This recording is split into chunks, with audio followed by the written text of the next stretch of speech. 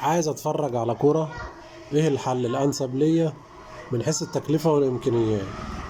عندي نت او مش عندي نت، عندي رسيفر حديث او رسيفر قديم، عندي تلفزيون او عندي شاشة حديثة. هلخص لك الموضوع بكل سهولة وانت عليك تختيار اللي يناسبك. عندك 4 حلول تتفرج بيهم على الكرة. القنوات المشفرة، الماتشات المشفرة، هرتبهم لك من حيث اقل تكلفة. اول حاجه وصله الدش المركزي اللي هي السلك، اللي هي الوصله القديمه اللي هي بتاعت سلك الشارع بتاعت زمان، الوصله بتاعت الشارع اللي احنا كلنا متعودين عليها، اللي هي وصله القديمه سلوك الشارع. ارخص حاجه ممكن تشتغل على تلفزيون عادي، تشتغل على شاشه حديثه، المهم يكون فيها مكان جاك الاريال، ولها اشتراك شهري بسيط وتكلفه بسيطه جدا. ممكن الصوره تبقى تعبانه شويه بس هديني بتفرج. دي اول طريقه. الطريقه التانية عن طريق النت، عن طريق الانترنت بس.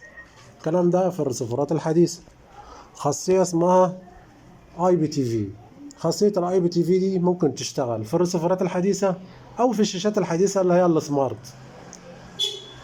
باختصار انت هي اختصار لاعادة بس القنوات المشفرة والغير مشفرة عن طريق النت زي اليوتيوب كده، بس اسهل واحسن. انت بتتفرج على الماتش بس بيكون متأخر 5 ثواني عن الماتش. يعني الماتش بيجيبوا جون بعدها بسنتين بتلاقي الجون جه عندك. كويس. ولها اشتراك سنوي حسب نوع الرسيفر، والاشتراك بتاعها بيبتدي من 100 السنوي، من 150 ل 450 سنويا حسب السيلفر اللي انت بتشترك عليه.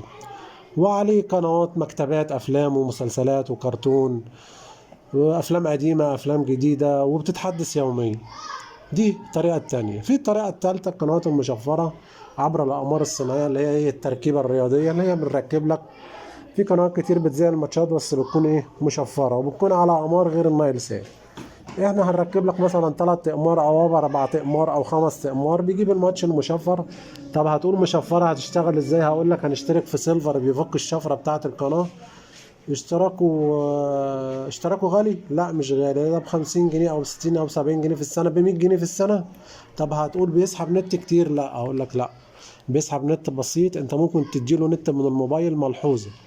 الاقمار دي تعليق عليها بيبقى مش عربي، اجنبي حسب لغة البلد اللي انت زي منها الماتش.